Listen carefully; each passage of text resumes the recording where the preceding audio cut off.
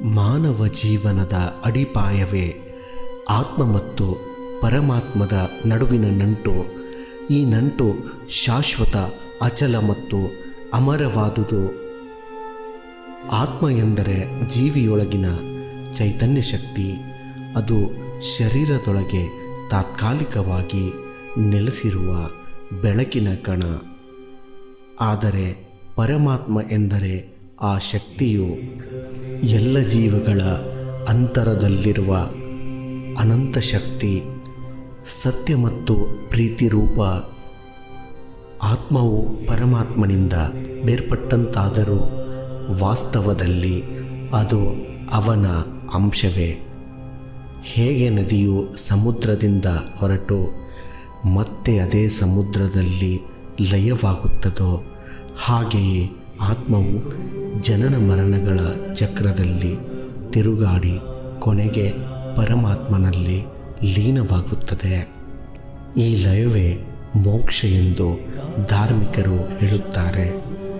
ಮಾನವನು ತನ್ನ ಆತ್ಮವನ್ನು ಶರೀರ ಎಂದು ತಪ್ಪಾಗಿ ಭಾವಿಸಿದಾಗ ಅವನಿಗೆ ದುಃಖ, ಆಸಕ್ತಿ, ಅಹಂಕಾರ ಮತ್ತು ಕ್ರೋಧ ಉಂಟಾಗುತ್ತದೆ.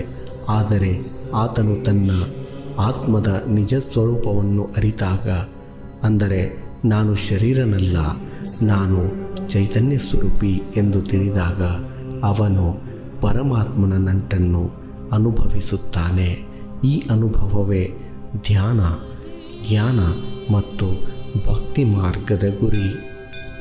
ಭಗವದ್ಗೀತೆಯಲ್ಲಿ ಶ್ರೀಕೃಷ್ಣನು ಹೇಳುತ್ತಾನೆ, ಆತ್ಮ ಅಜನು, ನಿತ್ಯನು, ಅವಿನಾಶಿಯು ಎಂದು. ಆದರೆ ಆತ್ಮನಿಗೆ ಜನನ ಇಲ್ಲ, ಮರಣ ಇಲ್ಲ. ಶರೀರ ಬದಲಾಗಬಹುದು, ಆದರೆ ಆತ್ಮ ಶಾಶ್ವತ. ಪರಮಾತ್ಮ ಎಲ್ಲೆಡೆ ವ್ಯಾಪಿಸಿರುವಂತಹ ಶಕ್ತಿ. ಯಾರು ಅದನ್ನು ಅರಿಯುತ್ತಾರೆ ಅವರು ಭಯ, ಸಂಶಯಗಳಿಂದ ಮುಕ್ತರಾಗುತ್ತಾರೆ. ಪರಮಾತ್ಮನೊಂದಿಗೆ ಆತ್ಮದ ಸಂಬಂಧವನ್ನು ತಿಳಿಯುವುದು ಜೀವನದ ಮಹತ್ವದ ಹಾದಿ. ಭಕ್ತಿ, ಧ್ಯಾನ, ಸತ್ಯವಚನ, ಸೇವೆ ಮತ್ತು ಸಾತ್ವಿಕ ಚಿಂತನೆಗಳ ಮೂಲಕ ನಾವು ಆ ಪರಮಶಕ್ತಿತ್ವವನ್ನು ಪಡೆಯಬಹುದು. ಆತ್ಮ ಮತ್ತು ಪರಮಾತ್ಮ ಒಂದೇ ಬೆಳಕಿನ ಎರಡು ಪ್ರತಿಬಿಂಬಗಳು. ವ್ಯತ್ಯಾಸ ಕೇವಲ ತಿಳುವಳಿಕೆಯ ಮಟ್ಟದಲ್ಲಿ ಮಾತ್ರ.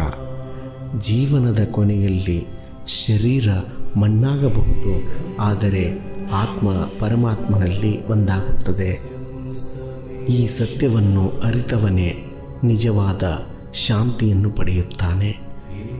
ಆತ್ಮನ ಅರಿವು ಅಂದರೆ ಆತ್ಮದ ತತ್ವವನ್ನು ಗ್ರಹಿಸುವುದು. ಪರಮಾತ್ಮನ ಅರಿವು ಅಂದರೆ ವಿಶ್ವದ ತತ್ವವನ್ನು ಅರಿತು ಅದರಲ್ಲಿ ಲೀನವಾಗುವುದು. ಇದಕ್ಕಾಗಿಯೇ ಸಂತರು ಹೇಳುತ್ತಾರೆ, ಆತ್ಮಜ್ಞಾನವೇ ಪರಮಾತ್ಮ ಜ್ಞಾನ, ಆತ್ಮದ ಅರಿವೇ ಪರಮಾತ್ಮನ ದರ್ಶನ. ಆತ್ಮ ಮತ್ತು ಪರಮಾತ್ಮವು ಒಂದೇ ದೀಪದ ಎರಡು ಕಿರಣಗಳು.